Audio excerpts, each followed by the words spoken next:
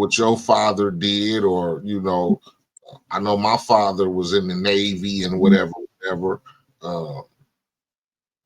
But by the time my generation rolled around, I guess you could say those choices that they presented to your dads and your grandfathers were looked at in different lights, coming from when I first stepped off the porch. You get me? Right. Of course, it was sports. All niggas could play sports type of shit. And then, I guess in our father's days, it was like, nigga, go to the military. You feel me? That was frowned upon when we was coming up as kids. You get me? Yeah. It wasn't for us. Right. And I don't know, some of us probably tried to make those choices. Who knows, before you got introduced to what we talking about right now, the street life. Like once you got introduced, as far as our generation is concerned, once the street life was presented to me, I thought that was the life choice. Get me? Going to the military or trying to play sports, after high school, it was like, man, shit.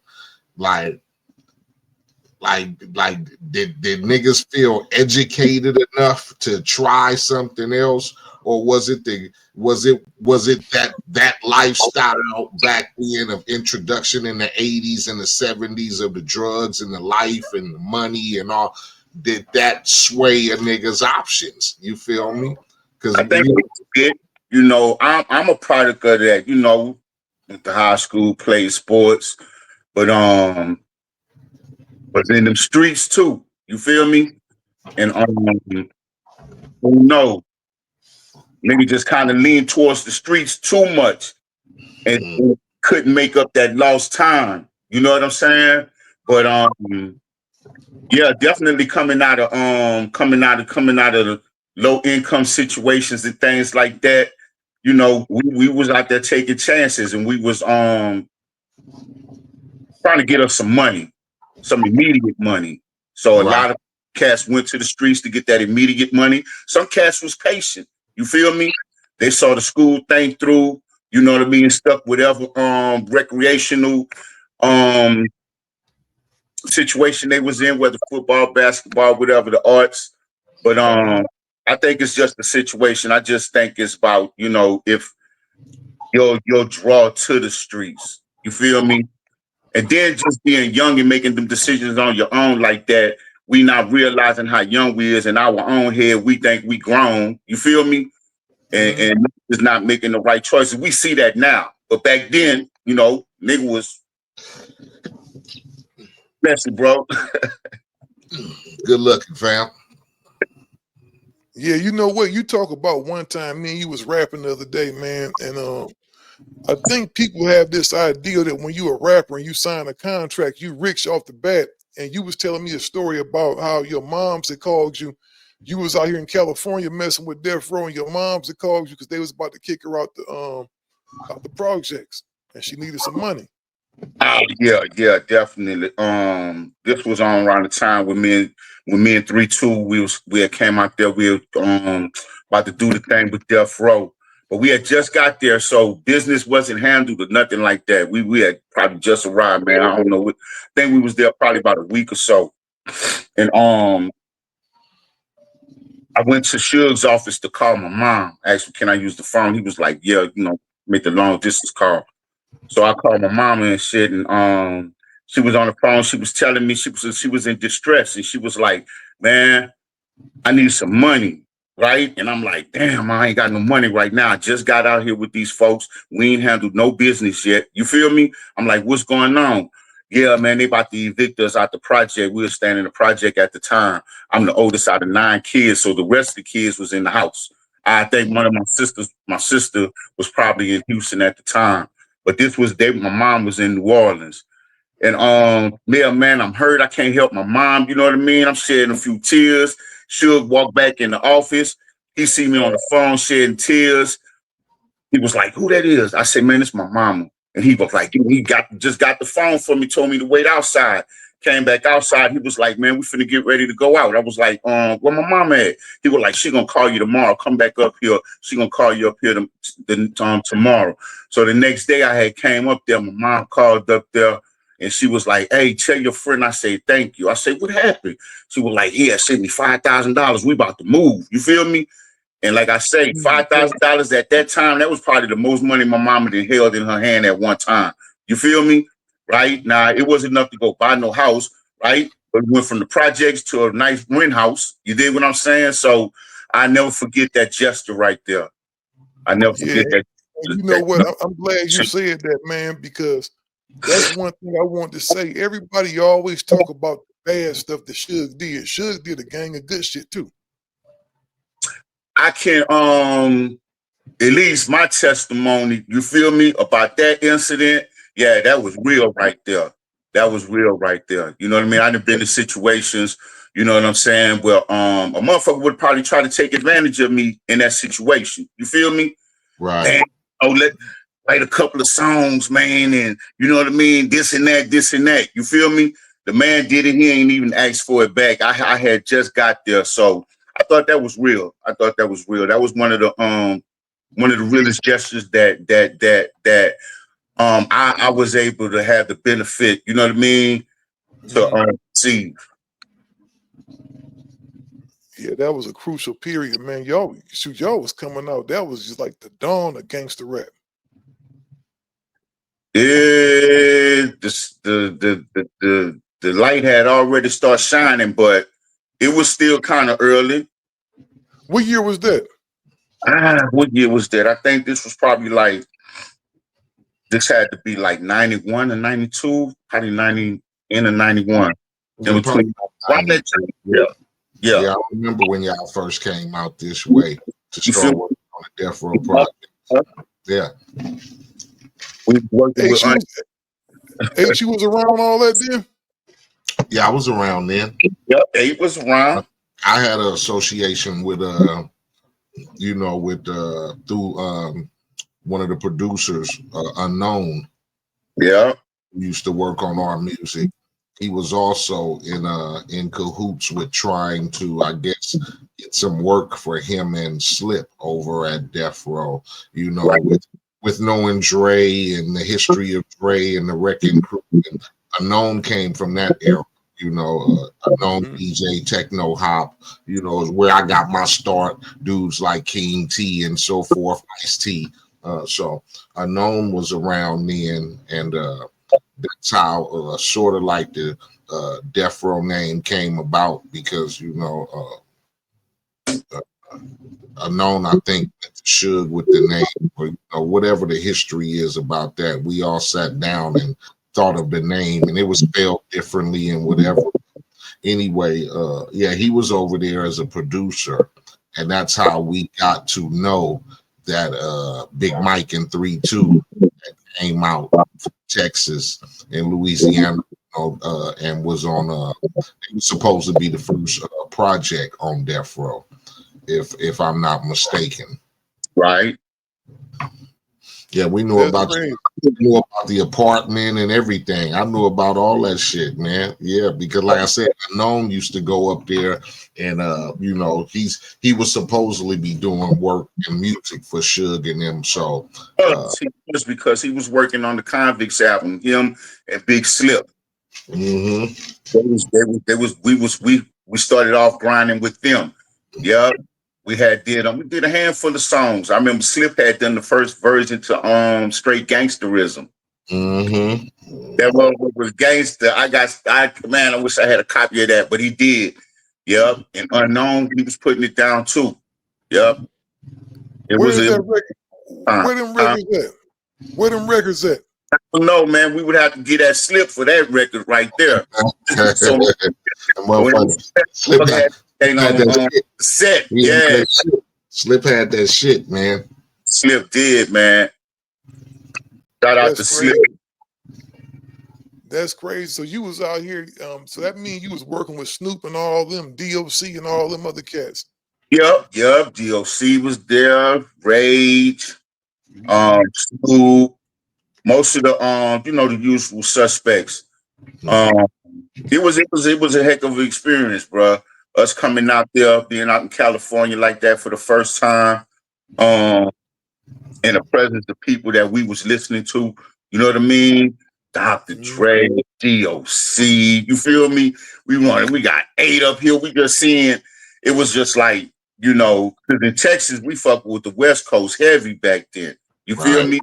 We go ask youngsters right now. It's real about your location now. You feel me? But Exactly. oh, yeah, we roll with the West Coast heavy back then. So to be able to come meet these guys, man, it was just like a dream come true. It was a hell of a high. I ain't gonna lie.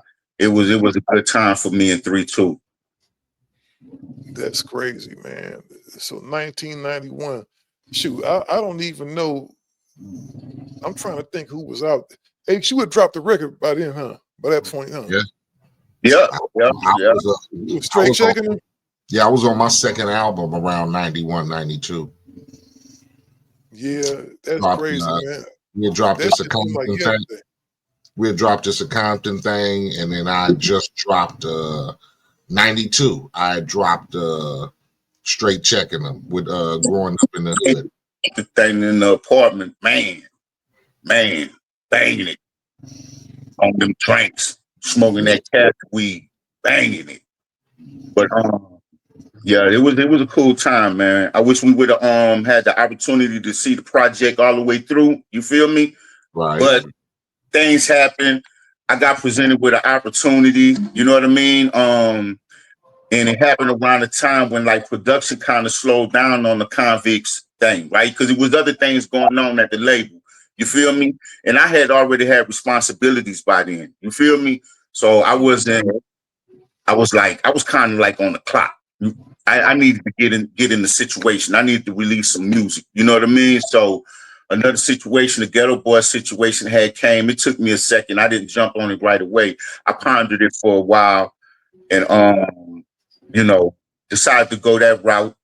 Kind of worked out for me a little bit though. I would have thought about it more in hindsight. You dig what I'm saying? But yeah, that's what. Would you have done it? Would you have done it? I'm sorry, fellas. Go ahead. I'm sorry. Had you and 3-2 had done music together, and how were y'all presented the Death Row situation? Basically, being from where y'all were, who convinced y'all to come to Cali and try out the Death Row situation? Man. So me and 3-2, we was introduced to each other by the label, right? By Rap-A-Lot. Yeah, by Rap-A-Lot, right? They had the Convicts concept, right? That they was putting together. So I was a solo artist, and me and Tony Draper, we had worked at restaurant together, right? So we would go to the studio, bro. He would take money out of his check, get in the studio. I'd do the same. And it was gonna be me and him. And the demos that we was making through Tony, they got over there to Rap-A-Lot, right? So once Jay had heard it, he wanted to have a meeting, and he was like, look, I see what y'all doing, right? We got this situation over here with the convicts. If you help me with this, then I'm gonna help y'all. You feel me? Right? Mm-hmm. What y'all doing. You feel me? So I looked at it, thought about it and things, and it led up to us doing that. So that's how me and 3-2 had got introduced to each other, right? But it was automatic once we had met each other. It was automatic. We just clicked. And so we had recorded the Convicts album right before we had came out there. The Convicts album was released. I think it was out. I don't even think it was out a whole year or whatnot. But it's all about who you ask. I know people got different stories, but one day I know how I later found out the inner workings of the whole move once I got to California, right? But really, it was like one day, man, they just hit us and was like, y'all going to California. We young, you feel me? Nigga don't give a why, you know what I'm saying? Let's go. Let's go. Man, I promise, man, and it was like the next day we had flew out. Nigga ain't even had no clothes and shit. You feel me? Motherfucker just caught out. But yeah, it was a few people involved in that whole move. But I just can't. Was Harry O around at that time? Huh? Was Harry O around at that time? But we would talk to him on the phone. Right? Harry O, we would talk to him on the phone. I don't know. I know we was requested, so I'm trying to go back, man, and run it all down, right? I know what you're doing, Mike. It's a lot to it.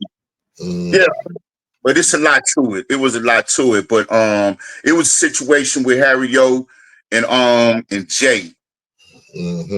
Right? It was a situation with them, and that's in from my understanding at first, that's what led to us going down there.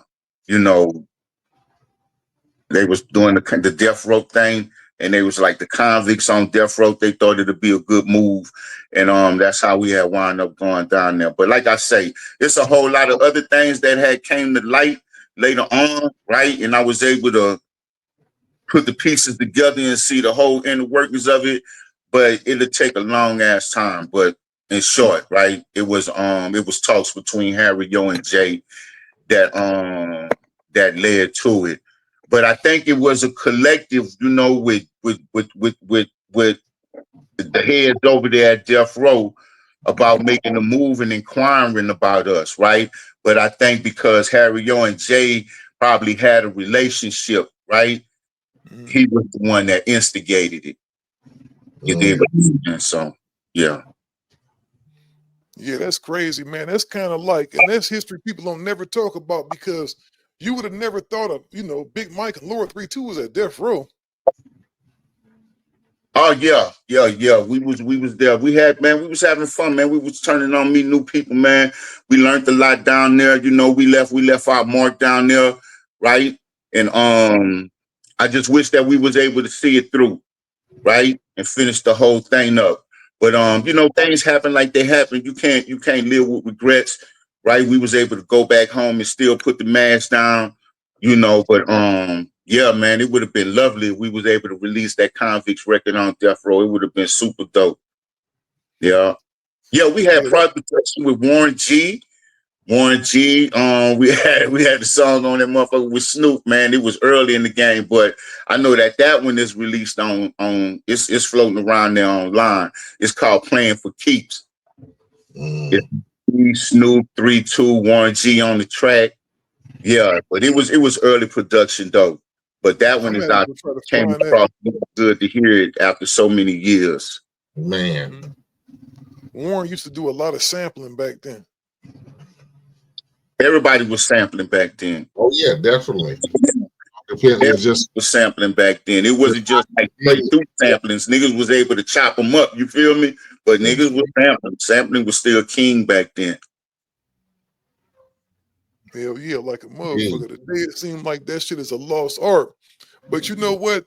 When you went back down there to rap a lot, was the Ghetto Boys offer a life-changing situation?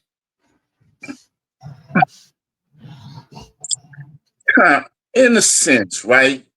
I mean, to the point, like, okay, the Ghetto Boys had already was making strides, right? They had already, you know, especially down in H-Town, right? And to come back and play for the hometown team, I guess it would be kind of like the equivalent of a homegrown product getting drafted and playing for the Texans or playing for the Rockets, right? That's how I have felt about it, you know. But yeah, it was an exciting time, you know, the anticipation about it and everything. But yeah, that's how I felt about it. You know, I try to look at it like that. And it, you know, I know at home it was well received. I don't know. Some people say, they like the iteration of the Ghetto Boys with just Willie D, Bushwick, and Scarface. I could dig that too, but the Ghetto Boys was always like a franchise, right? You get players leave, you bring in more players, you feel me? And it was always like that. But for me, I was able to get my name out there. It led to me being in position to drop my solo records, you feel me? To embark upon my solo career. So I used the opportunity to the best. So yeah, so at the completion of the Ghetto Boys album, the JGX, you like, hey man, I want to offer you a solo deal for your services? Or was that already understood? Or he came to you after the Ghetto Boys album? Yeah. And before you answer that question, Jay was behind the Death Row record. So what made him go, nah, fuck that. Come over here and do this Ghetto Boys record? Say that again? So Jay was in support of y'all as the convicts going to get on Death Row and do a project over there. Yeah. Why did he turn around and go, fuck that, come back home and do this Ghetto Boys project? He didn't say it wasn't like fuck that, right? Not in that sense, but it was separate. You feel me? Okay, like, Ghetto Boy, it wasn't contingent on me still performing or releasing the project with the convicts, right? But was it the fact that the convicts project on Death Row wasn't taking off fast enough? No. Is that what made you go back home and say fuck that, or was it just? I didn't really say fuck, but that's what made me go back home. Like I said, I had already had a couple of children, right? So I had responsibilities. I didn't have the luxury of just hanging around and not being productive. You feel me? For a year or two or whatnot. I was trying to get in motion. So when the opportunity came, I guess when Willie D had left the group, and they probably took self-inventory, right? Obviously, right? If you're a CEO, you're gonna look around the label and be like, who else can I get to fit the trio, right? Because that's how the Ghetto Boys were operated, right? Right. So my name, it came to me. You feel me? It came to me. They hit me up when we was in LA. Like I say, I didn't jump on it right away. I had thought about it, but then when things, exactly like you said, when the production slowed down on the basically came to a halt on the Convicts project, right? I was like, I had to do what I had to do. If the Convicts project was still moving, who knows what I would have done, right? But it wasn't. So then I get the opportunity to go back home and play with the home team. It seemed it was the right move at the time. You feel me? Was Lord 3-2 salty? I wouldn't say he was salty. He wasn't salty. Yeah, because you gotta think about it like this. He had he over at Death Row and got a situation. Ain't nobody called him to come join the group. You feel what I'm saying? So you leaving that kind of shorted his situation out, didn't it? 3-2 was already gone before I had left. Oh, so 3-2 bounced. He had already went back to Houston before I had left. Was it the same thing? The records was taking too long? 2 was on that Ghetto Boys album. He was on the Straight Gangsterism album. He wasn't salty. He was family. It wasn't like that. We knew if one of us get there, then all of us get there. You dig what I'm saying? So it wasn't like that whatsoever. Yeah, that makes sense. Especially if he was gone already, he probably wasn't tripping. Was there other work going on at Death Row that was taking precedent over the Convicts record? Is why it slowed down? So when we got there, of course, they was already formulating the Chronic, right? So I think they had just did the Deep Cover soundtrack, right? Putting together the Chronic. when Snoop was able to be on deck, right? Once he was on deck, then I think they just went full ahead with that. You know what I mean? And that's understandable, right? So I was gonna have a song of mine gonna be on there anyway. Mr. Officer was gonna be on there. Later I found out Dre had wanted to record that straight gangsterism, right? But I was already in the process of recording with the Ghetto Boys. So I had brought those songs over there. And but let me see, not to get off track, but hit me with that last part of that question again. Like I said, was there other records that were taking more precedent over y'all? How many songs would you say y'all was deep into the Convicts record when we probably like noticing, like, well, damn, like when you start noticing shit was slowing down?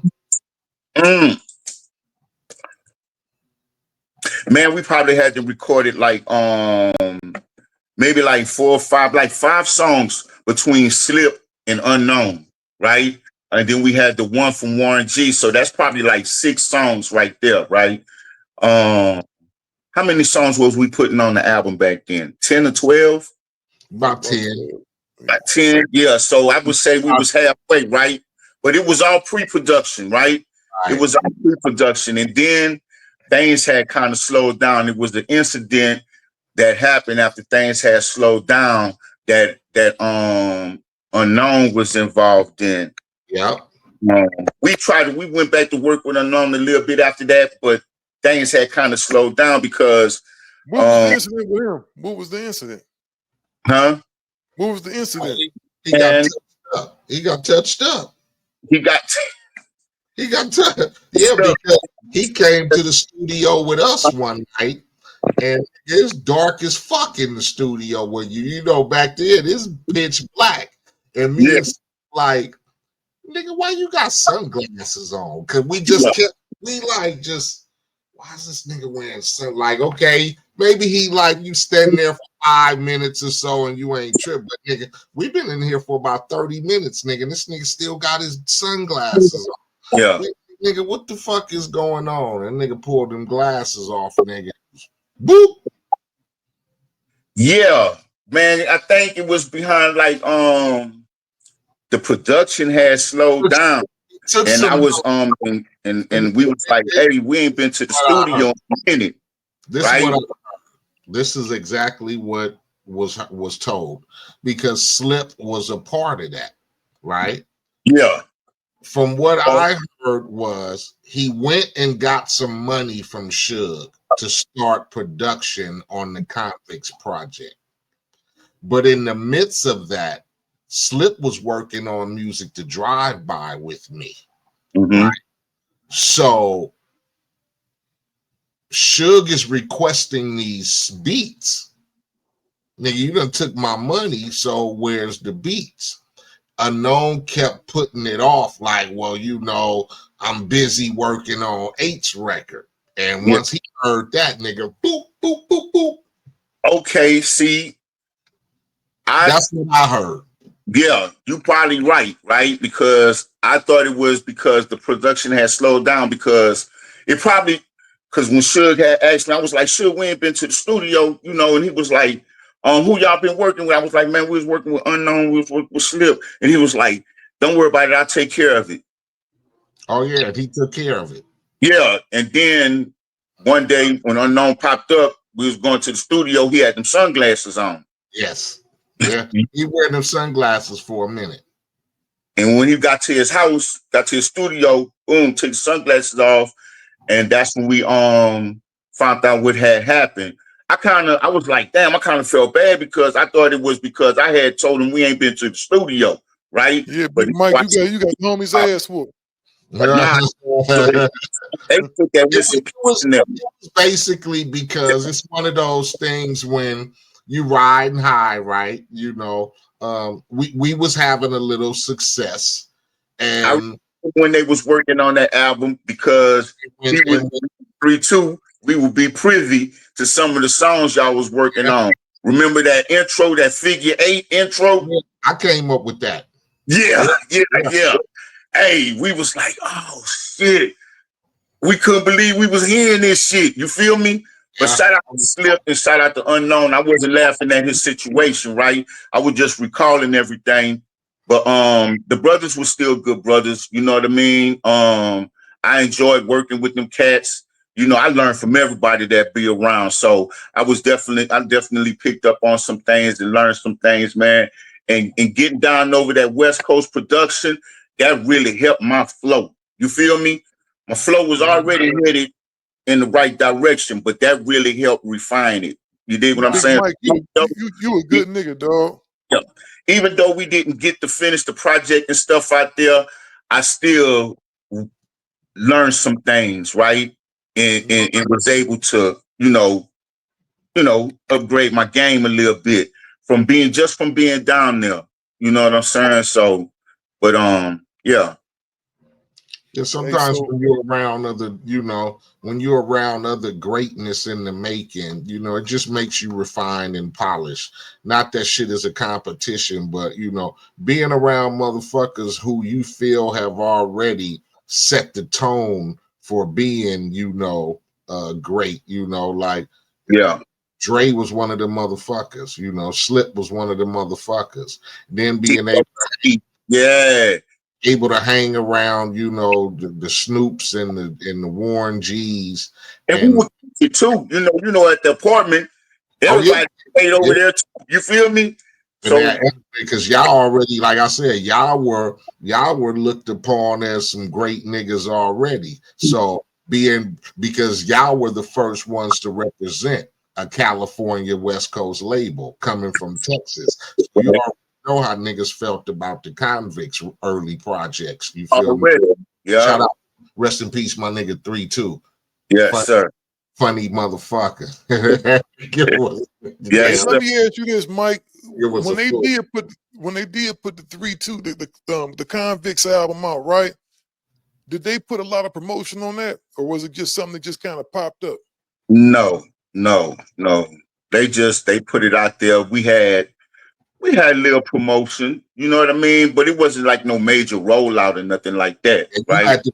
You had to be a deep Rap-A-Lot Records connoisseur, as far as the Convicts is concerned. Yeah. Because you had to be a real nigga who appreciated underground hip hop. You know what I'm saying? Because like you said, y'all didn't get and I felt like I was in that same boat. A lot of us got mediocre promotion because niggas really didn't know what to do with us. You feel me? You have that able to garner attention. You feel me? And then it is valuable, right? Motherfuckers say, damn, I ain't even putting no money behind this shit, but they making noise. You feel me? Oh yeah. It's some people get it up front, some people gotta grind a little bit more, right? But yeah, that's the motto I tell my son today. Like some niggas get it, like you'd be like, God damn, that was fast. And then you look at yourself and be like, nigga, I've been grinding for a long time, but hey, fuck it. Sometimes it's just the route you have to go. Fuck it. Sometimes it's just like that, Y'all wound up doing a couple 100,000 copies of that album, though, didn't y'all? Of the Convicts album? Yeah. The Convicts getting around. Back in them days, though, that was appreciated still. That was appreciated back in those days, though, in those early hip hop days. You could sell 200, 300,000, and a motherfucker look at you like, okay, that was decent, shit. Nowadays, shit, you ain't pushing triple billion, nigga. You ain't shit. Oh, yeah, well, it's all that streaming shit nowadays. Now, it's all that streaming shit. 200,000 back then is 200,000, and that was a lot of money back then. Because you got to remember, man, I had a record store. Labels was getting anywhere between $6 and $7 back then, man. Put that out, man. They made about 1.5, 2 million. Yeah. off that album. You know what I'm saying?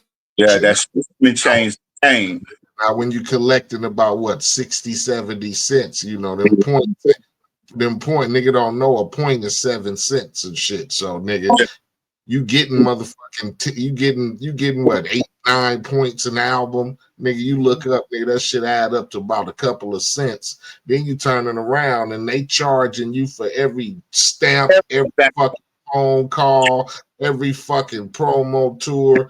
You thinking like, oh goddamn, I just sold 500,000 records, nigga. I'm finna be. They like, no. Now they made some money, but them motherfuckers turn around and go, nigga, oh, your budget was what, 250. Your videos added up to about another 275. Your promo tour was about 100. Really, you owe us out of that what? Out of that 86 cents you getting, you owe us about motherfucking 800 and something thousand and shit. So you like, huh? But the record just made $30 million. Nigga, you owe us 890,000 and some change out of that 72 cents. Crazy. Nigga, you never recouping. And then the motherfucker turn around next year, here go another 250, give us another record. That's how we eat.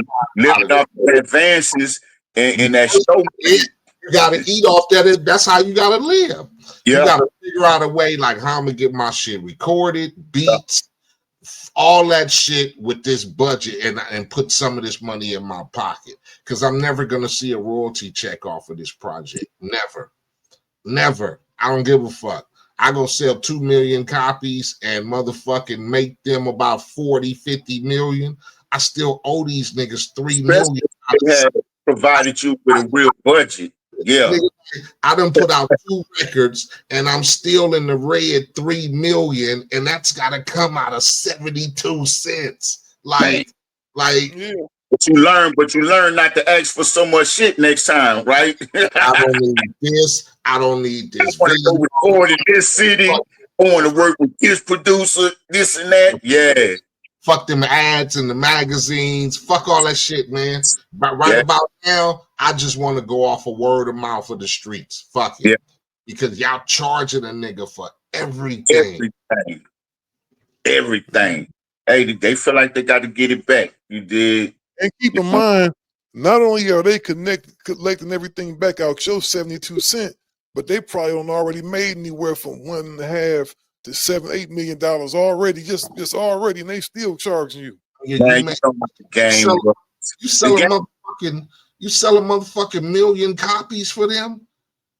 They've done made some money. Because what? Some of them.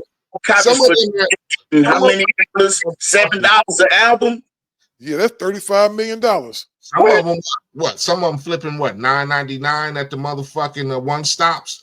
They were selling them up for $14, $13.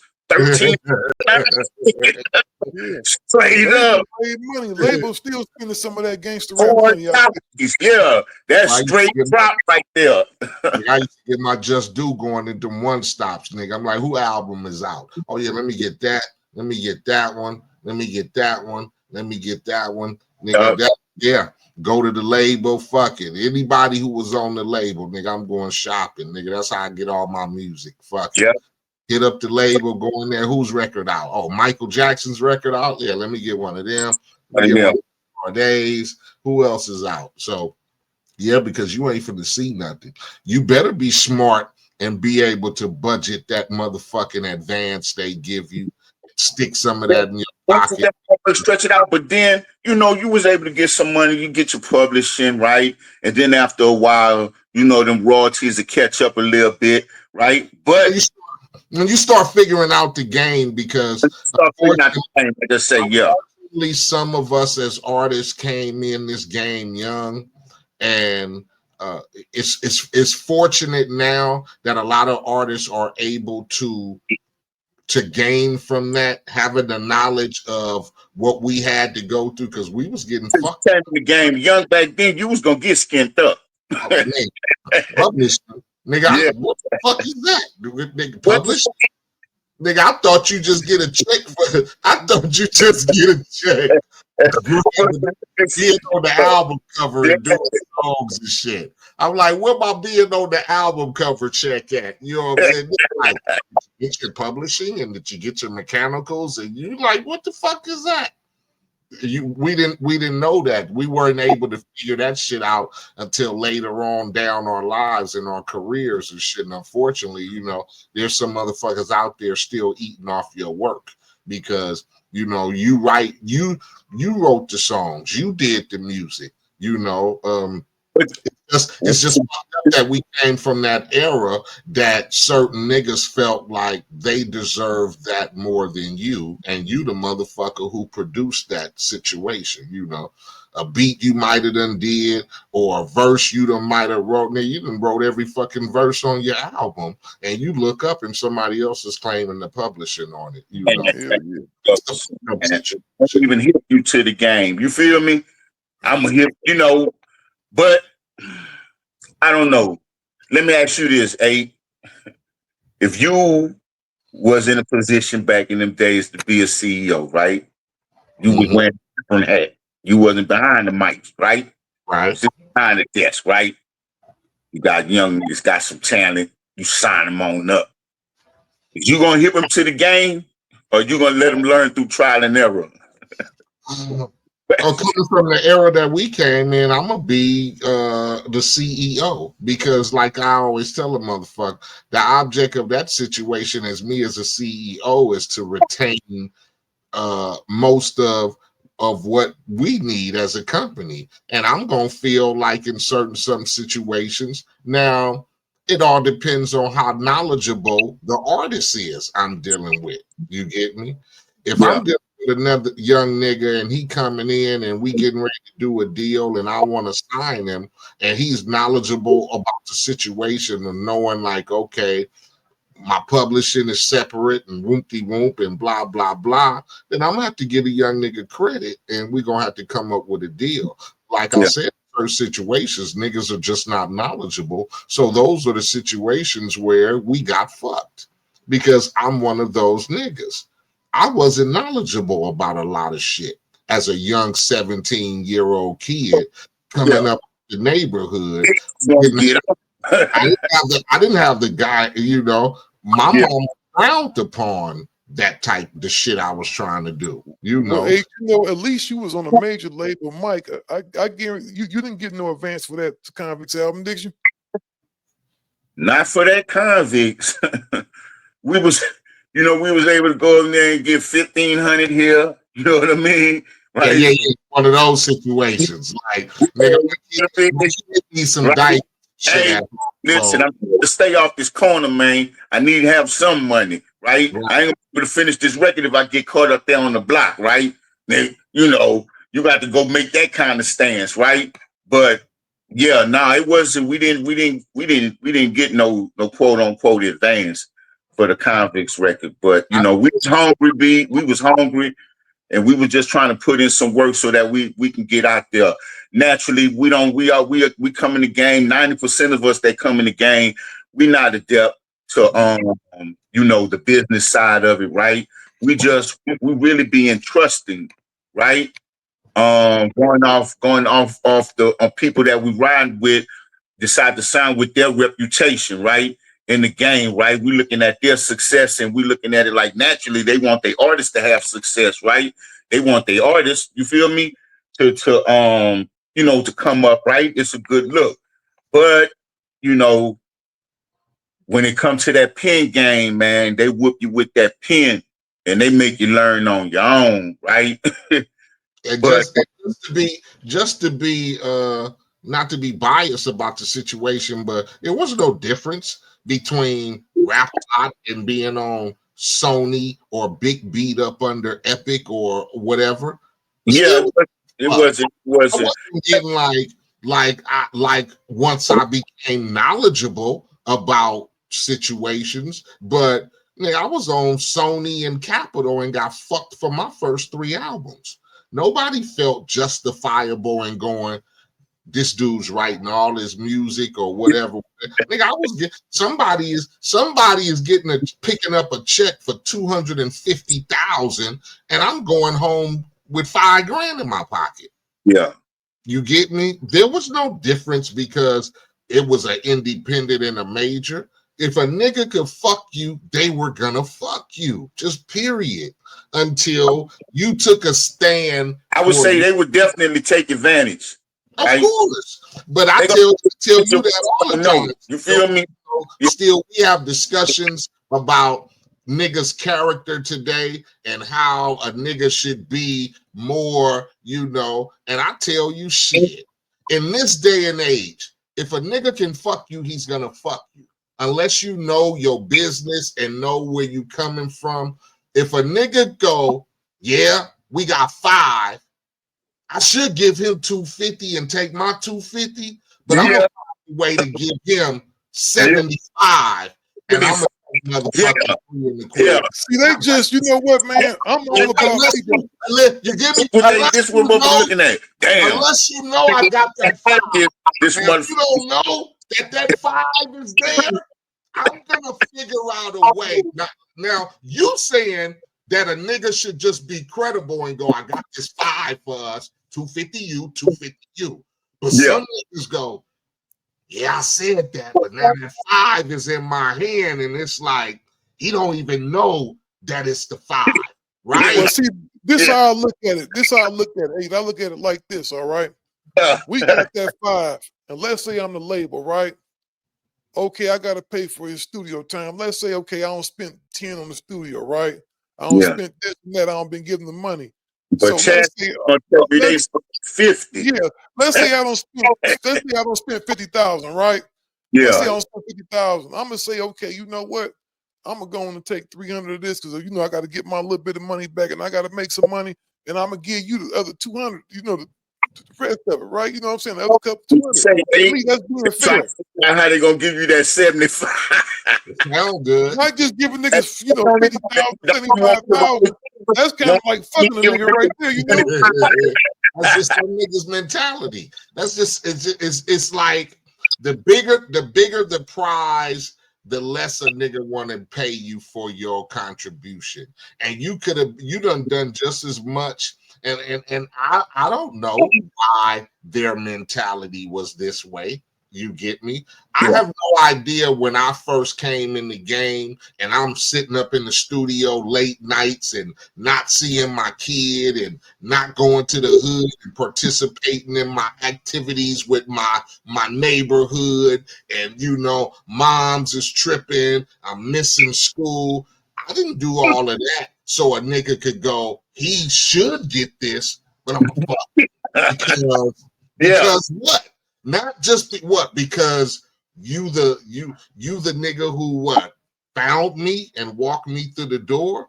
I'm still putting in the work though. It ain't like I'm just sitting here and like a put together superstar, right? We gonna get your wardrobe. We gonna get your songs written. We gonna get your music done. We gonna get your hair done. All you gotta do is sit there, and when we go action, you do. No, nigga. It's not like create.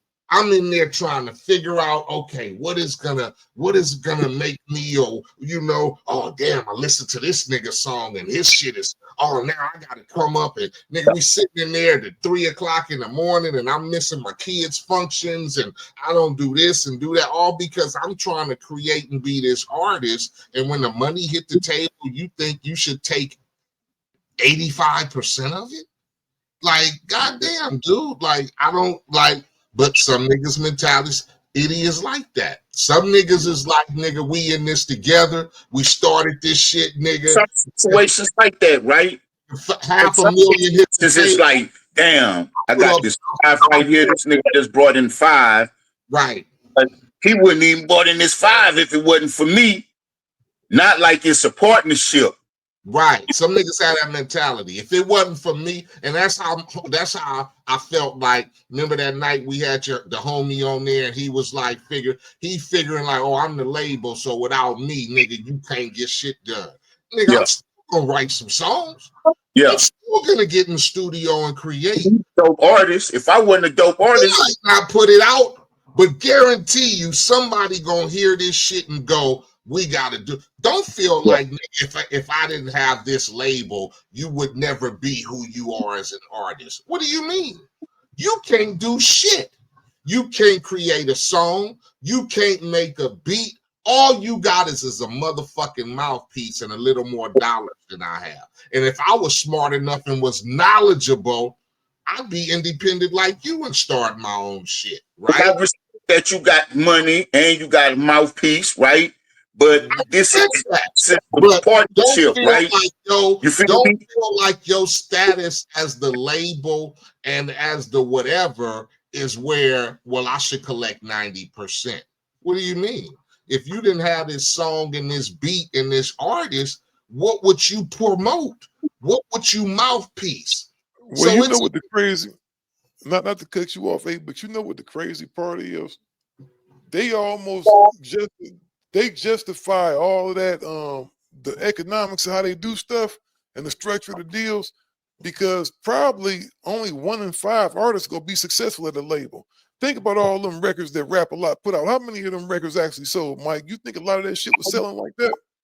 Do you qualify that? Do you qualify that? Huh? Like Rap a Lot had a following, right? So the label itself, the label itself was seeing some income, because it was a few artists on Rap a Lot, right? And Rap a Lot had a following. You feel what I'm saying? So I used to buy Rap a Lot shit, but like I saw some crazy CDs from him. Like I saw a white midget with a snake around his neck, and it was supposed to be like an off-brand version of the Ghetto Boys or whatever. Like that. What was they called? That's like, did you buy a lot of Master P shit? Did you buy a lot of Master P shit? Be honest. Ghetto, man. And but them was my homies though. But it was like a spinoff from the Ghetto Boys. Exactly. Yeah. But and everybody was, but when you meet those guys, they was their own original. You feel me? Right? That's where the comparison stopped, just at the optics of it. You feel me?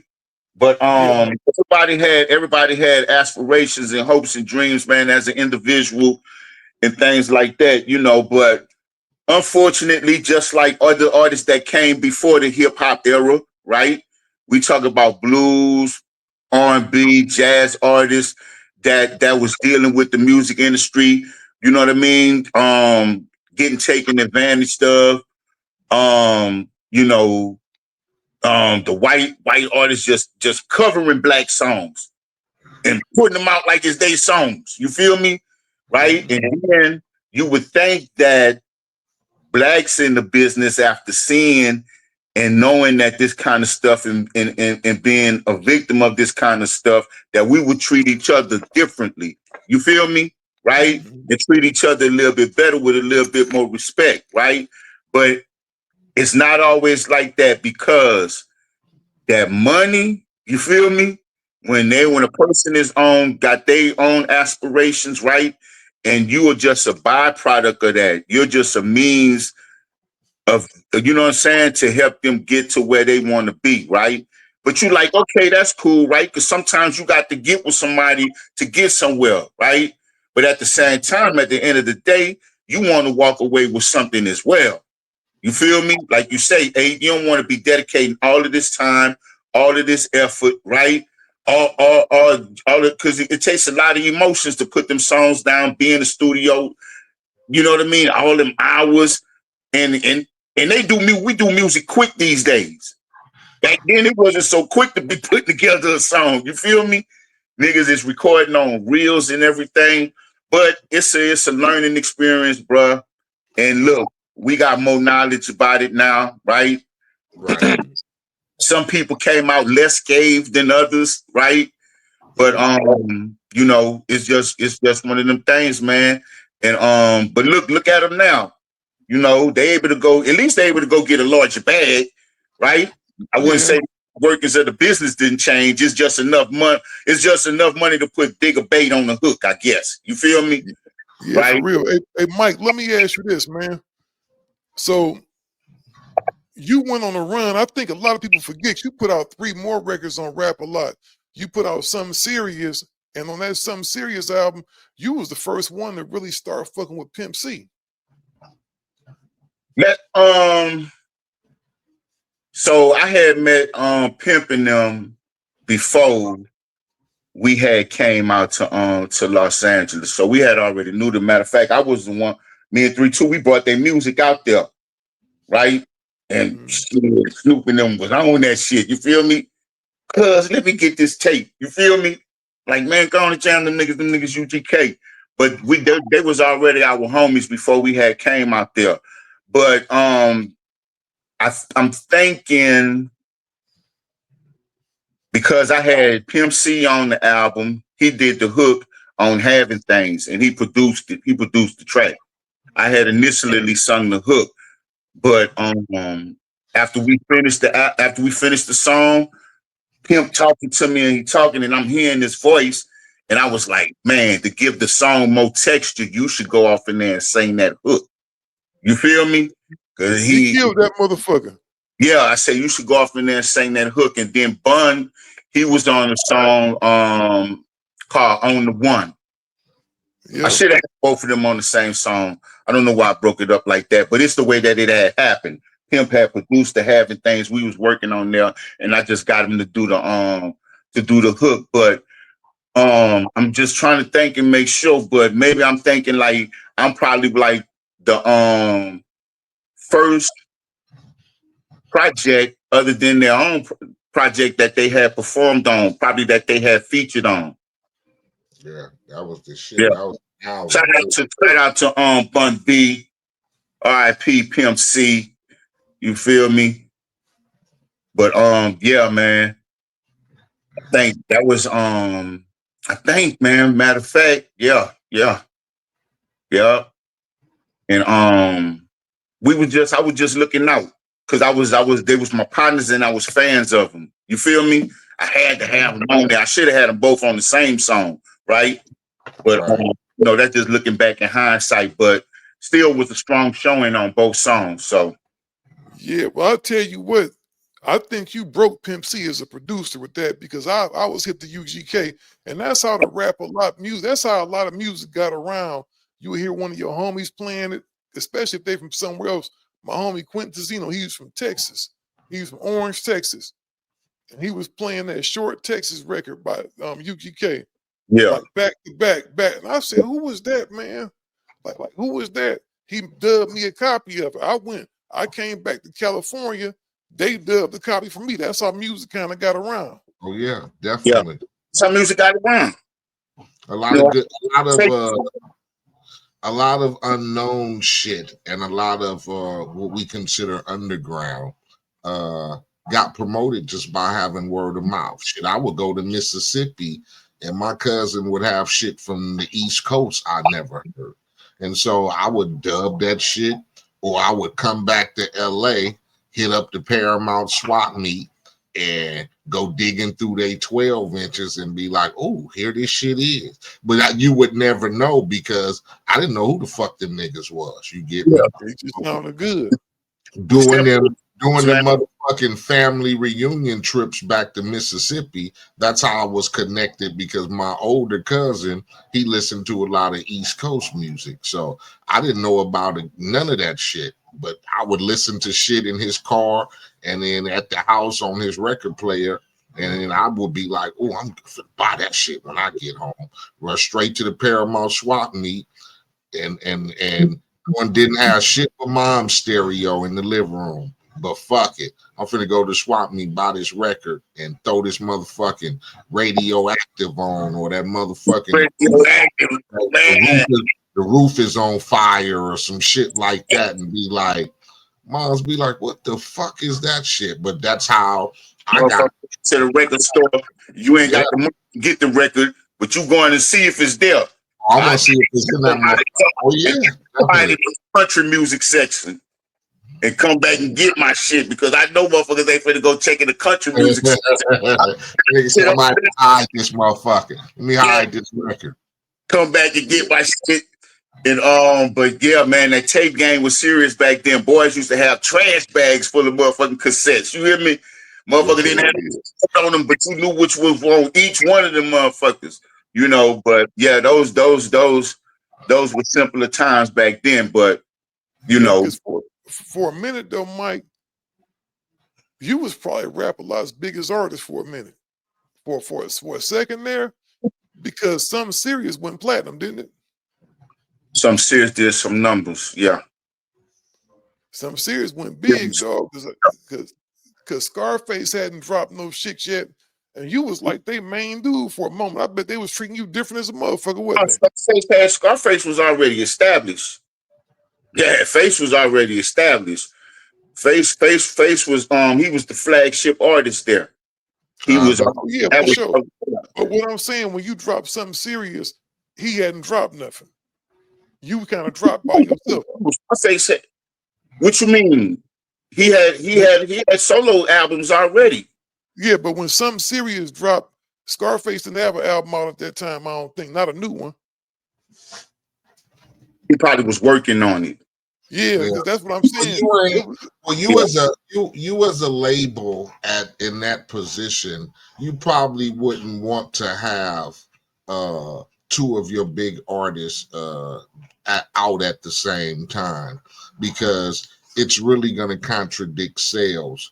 Because for those niggas who are unable to have the benefit of purchasing both records at the same time, now I have to make a decision of what I want to bang until my next paycheck. You get me? Definitely. So being out at the same time is going to really contradict the label and sales. So if I drop a Big Mike record, I'm knowing I'm not going to put out a Scarface record for at least 6 months to the next year. And vice versa, because especially when I got two prominent projects coming out, like, even though I was signed to Sony would never put out my record, in the vicinity of another Sony hip hop artist. Like, you don't want them competing with each other. Exactly. Like, we want all the sales. We don't want fuckers to have a decision. Now, you couldn't do that for other labels who were figuring out, well, fuck it, if Big Mike gonna come out on the 12th, we gonna drop motherfucking so-and-so on the 13th, That's how other labels with their artists would do to piggyback off of whatever was prominent at the time. You get me? You couldn't stop that competition. You just hope that fans would gravitate to your shit more than the next artist. But if y'all both on my label, hell no, I'm gonna keep y'all releases at least 6 months apart. Oh, yeah. Hey, Mike, I got one more question for you, man. So, Hard to Hit was your last album on Rap-A-Lot, wasn't it? Yeah. Hard to Hit. After that, you didn't have a lot of other labels trying to come get you, procure your services? Well, after I dropped Hard to Hit, that's when I got locked. I got locked around that time. But it was interest, right? From other labels, right? Looking to pick me up. You feel me? But right after I delivered that, when I got my release from Rap-A-Lot, that's when I got locked. Wow, that's crazy, man. I was on the run, but they wound up catching up with me. But yeah, I had got locked around that time, so couldn't make no deals happen. Feel me, from behind them bars. How many years did you do? I did 4. Yeah.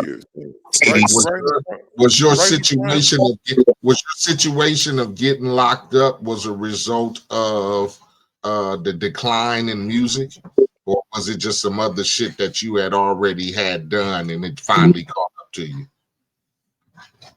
Oh, the reason why I got locked? Right. Was it something that was already, you know, something that was already present that you had already did, or you had to go back to doing a situation because of the decline in hip hop of your situation of not being able to, you know, after you put out records with Rap a Lot and they started declining and whatever, you know what I'm saying? Was it something that you already had hanging over your head, or it was something that you had decided to do is what got you locked up? It was a situation, right? It was a situation that kind of like arose, right? Just some typical shit, contractual talks, you feel me? Right?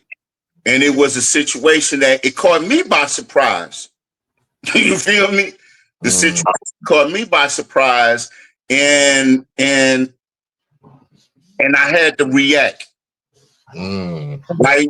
When I come sit down with y'all, then we can go more in depth. But if I was put in a situation where I had to react, right? You feel me? I was dealing with a grizzly bear. A grizzly bear attacked me, right? Right? Grizzly bear gonna come back. You feel me? If I don't, you feel me? If you don't make a stand against the grizzly bear, they can keep you deal with it, right? But like I said, we'll go into detail about it. But yeah, it was a situation, me and the label, it had got ugly, you feel me? Slid into some gangster shit. And, you know, that's what eventually led to my incarceration. Yeah. My part in it. You feel me? Yeah. So you got locked up for retaliating on some shit. Basically, yeah. But it's all good. I took my lick. You feel me? Yeah. Especially when you put in a situation, when you put in a situation to where it's either put up or shut up, and you feeling like, you know, hey, this is what has to happen. Shit, you get me? Like, ain't no if ain't no ifs, ands, or buts about it. This is just the way it go down. Fuck it, and I'm gonna have to take my lick whenever it come to it. You have to take, especially in the case like that, right? And I'm just gonna have to deal with it. But you know, sometimes you put in a situation where you feel like you have to do what you have to do now. Me thinking about it now, right? I'm like, maybe I could have finessed the situation, right? But I'm a young man. Right. Your mind stay different. Yeah, my mind stay different. I'm a young man. I'm hurt. I'm embarrassed, right? I'm looking at, I survived, thank God, right? But it was a chance that I might not have survived. You dig what I'm saying? Right? Yeah. But the Lord Jesus Christ, he had something else in store for me, right? So, but still, even with that, I didn't realize that till later. I didn't realize God's hand in it till later, right? I was going strictly off emotion. You feel me? And I retaliated it on the streets. My move is justified. Exactly. On the streets, my move is justified. You dig what I'm saying? You go tell any other cat you put a say, nigga be like, man, I would have had to do what I had to do. You feel me? So on the street, my move was justified. And that's the rules I was playing by, coming from the streets. You feel me? People like, you didn't think about your career, you didn't think, bro. Like, hell no. Yeah, like, you feel me? You understand? I ain't thinking about none of that. I got to get these motherfuckers up off of me. I think people forget that you're a man before you anything else. Exactly.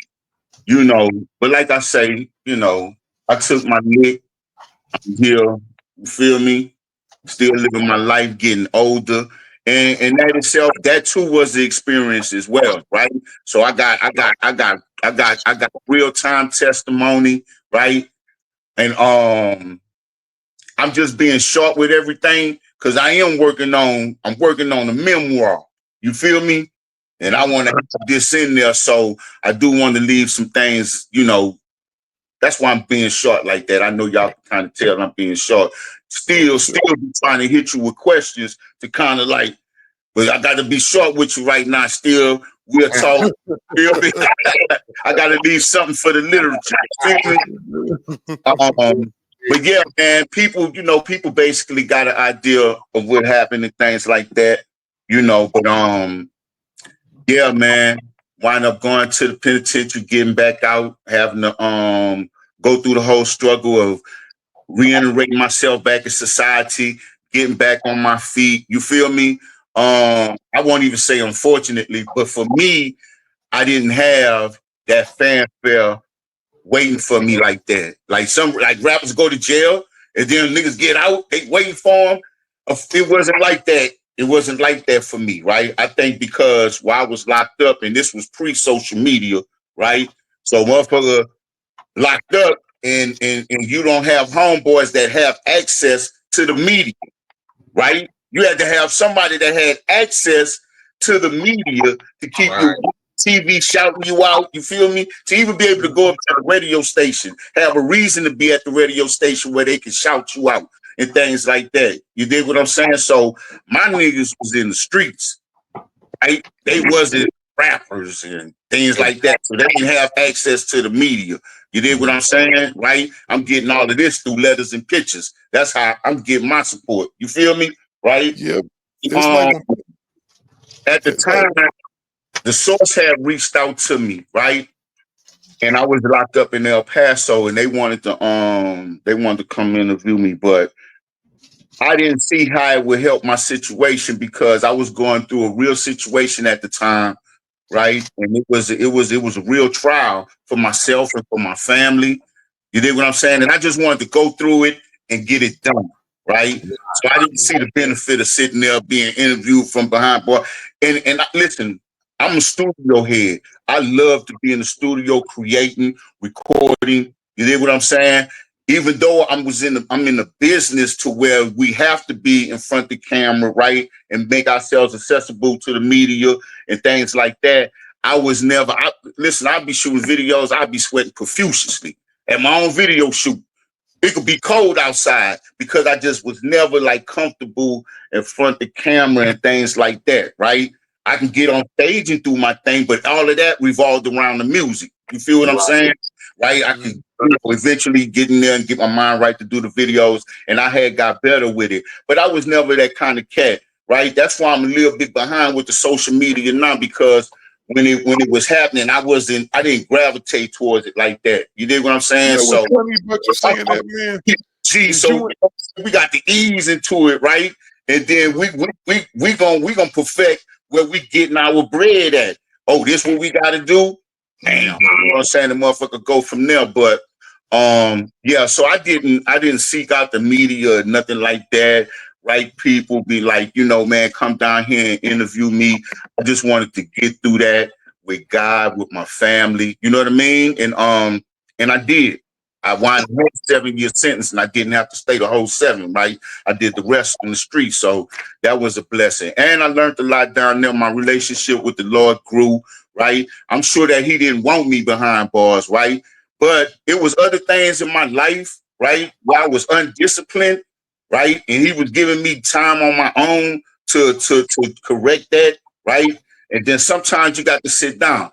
Right, he got to sit you down so he can isolate you. You dig what I'm saying? But like I say, that's what I gained from the whole situation. Right, I gained a situation, my relationship with God. I saw him move in my life in a real way, and that's part of my testimony. And maybe that's why I was placed in a line of fire like that. Right, maybe it's bigger than all the pieces on the board.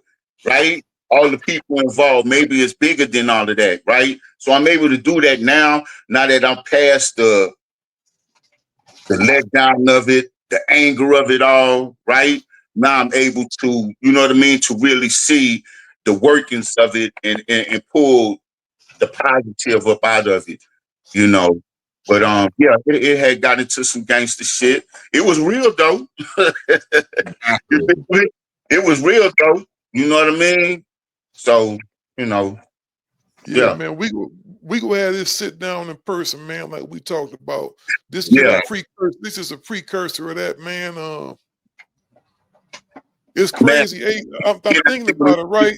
I'm gonna get out there I'm gonna get out there and fuck with y'all, man. Definitely. We're gonna sit down and by then, man, I've been had this music that I've been working on, so I could lay on y'all and we could talk about that as well. Hell yeah, Mike. Hey, you gotta get Mike on a new album, dog. For sure. You already know. You know, I know when the time is right, it's gonna happen. You Okay. feel me? I know when the time is right, it's gonna happen. But maybe the time is coming though. It's coming. It's already here. Indeed. That's easy right there. For sure, Mike, man. Too Like easy. I said, man, we go get back together and do this person, man. We don't have you in here for an hour and some change. I only asked you to give me an hour. You gave me so much more. I feel like if we don't stop, we gonna keep on going. I got to get back to these playoffs, man. Oh, for sure, man. We appreciate you coming to sit down with us. Right quick. And on that Yeah, note, man. Just salute, man. Love y'all brothers, man. And I'll see y'all on the other side. All for day. sure. Already. OG On that baby. note, on that note, we out of here. Already.